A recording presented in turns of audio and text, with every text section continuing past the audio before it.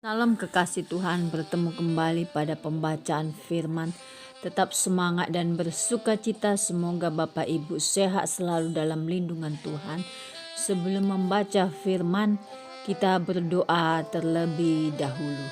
Tuhan Yesus yang Maha Suci, Maha Kuasa, kami datang sujud bersimpu di bawah kaki-Mu. Tiada kekuatan dunia yang kami andalkan selain kekuatan surga yang kami minta turun melingkupi kami. Urapi kami Allah Roh Kudus dengan seluruh pendengar yang mendengarkan firman-Mu. Terangi hati dan pikiran kami saat membaca firman. Kami mulai pembacaan firman ini hanya di dalam nama Tuhan Yesus yang maha ajaib, maha besar. Haleluya. Amin.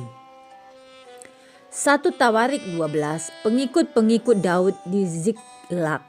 Inilah orang-orang yang datang kepada Daud di Ziklag selama ia harus menyingkir karena Saul bin Kis. Mereka pun termasuk pahlawan-pahlawan yang membantu dia dalam peperangan.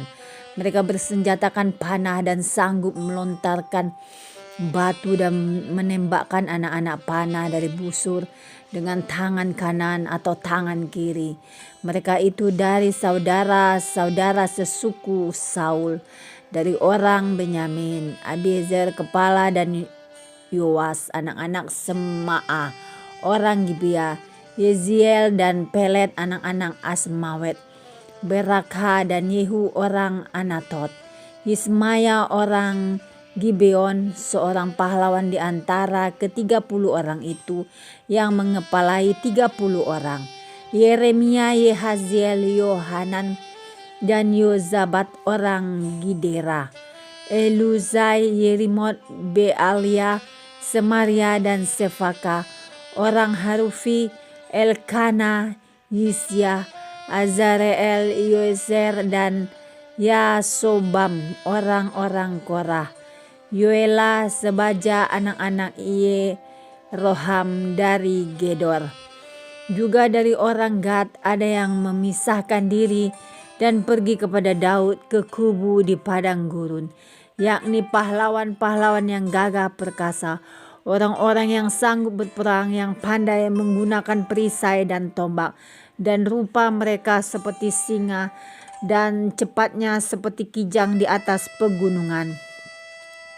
Ezer kepala Obaja orang kedua, Eliab orang ketiga, Mismana orang keempat, Yeremia orang kelima, Atai orang keenam, Eliel orang ketujuh, Yohanan orang kedelapan, Elzabat orang kesembilan, Yeremia orang ke-10, Makbanai orang ke-11. Mereka itulah dari Bani Gad kepala-kepala pasukan, satu orang yang paling kecil sanggup melawan 100 orang, dan yang paling besar sanggup melawan 1000 orang. Mereka itulah yang menyeberangi sungai Yordan di bulan pertama, sekalipun sungai itu meluap sepanjang tepinya, dan merekalah yang menghalau seluruh penduduk lembah ke sebelah timur dan ke sebelah barat. Sebagian dari Bani Benyamin dan Yehuda datang kepada Daud di kubu itu. Lalu keluarlah Daud menyongsong mereka. Berkatalah ia kepada mereka, "Jika kamu datang kepadaku dengan maksud damai untuk membantu aku, maka aku rela bersekutu dengan kamu. Tetapi jika untuk menyerahkan aku dengan tipu muslihat kepada lawanku sedang aku tidak melakukan kelaliman, maka biarlah Allah nenek moyang kita melihat itu dan menghukum kamu." Lalu roh menguasai Amasai kepala ke-30 orang itu. "Kami ini bagimu hai Daud, dan pada pihakmu hai anak Isai, sejahtera bagimu dan sejahtera bagi penolongmu, sebab yang menolong engkau ialah Allahmu." Kemudian Daud menyambut mereka dan mengangkat mereka menjadi kepala pasukan. Juga dari Manasye ada yang menyeberang memihak kepada Daud ketika ia bersama-sama orang Filistin memerangi Saul. Sebenarnya ia tidak menolong mereka, sebab setelah mengambil keputusan, raja kota orang Filistin itu menyuruh dia pergi. Katanya, "Mungkin dengan taruhan kepala kita ia menyeberang memihak kepada tuannya Saul." pada perjalanannya ke Ziklag, sebagian dari suku Manasye, Adnah, Yosabat, Yediael, Mikael, Yozabat, Elihu, dan Ziletai. Kepala-kepala pasukan 1.000 suku Manasye menyeberang memihak kepadanya. Mereka ini membantu Daud melawan gerombolan, sebab mereka semua adalah pahlawan-pahlawan yang gagah perkasa dan kepala dalam tentara. Dari hari ke hari orang datang kepada Daud untuk membantu dia, sehingga mereka menjadi tentara yang besar seperti bala tentara Allah. Tentara Daud di Hebron. Inilah jumlah pasukan bersenjata untuk berperang yang datang kepada Daud di Hebron untuk menyerahkan jabatan raja daripada Saul kepada Daud. Sesuai dengan titah Tuhan, Bani Yehuda yang mengangkat perisai dan tombak ada 6.800 orang yang siap untuk berperang. Dari Bani Simeon, pahlawan-pahlawan yang gagah perkasa untuk berperang ada 7.100 orang. Dari Bani Lewi ada 4.600 orang, ditambah dengan Yoyada pemimpin kaum Harun, dan bersama-sama dia ada 3.700 orang. Selanjutnya Zadok, seorang pahlawan muda yang gagah perkasa, dengan 22 orang pemimpin dari puaknya.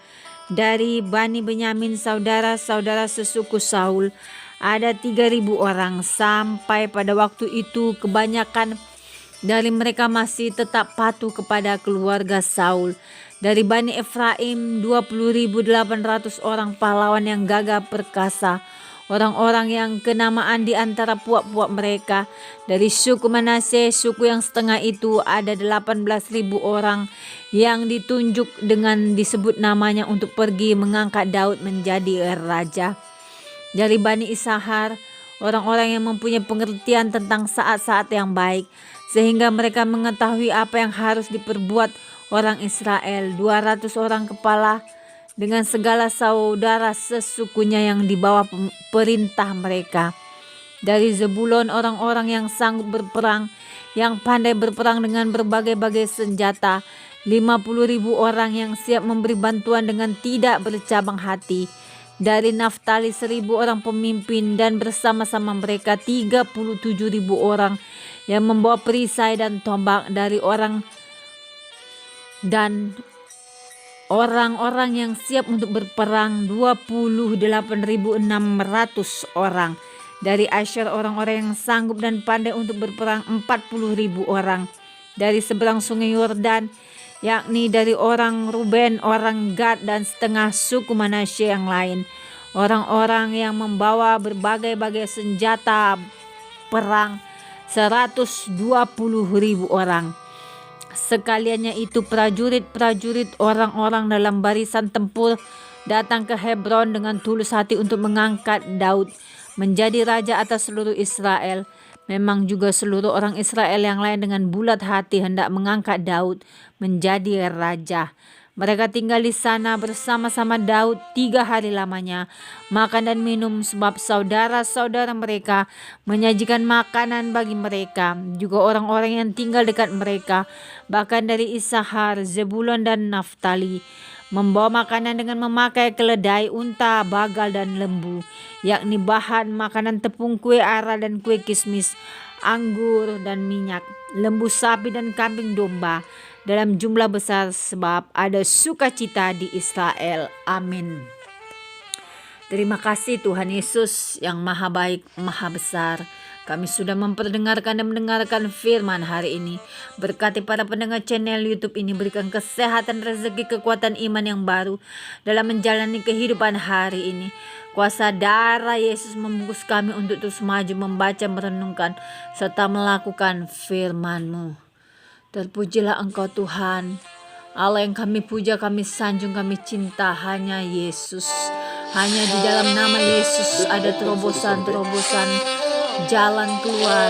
Hanya di dalam nama Yesus yang kami percayai ada mukjizat yang baru. Haleluya, amin.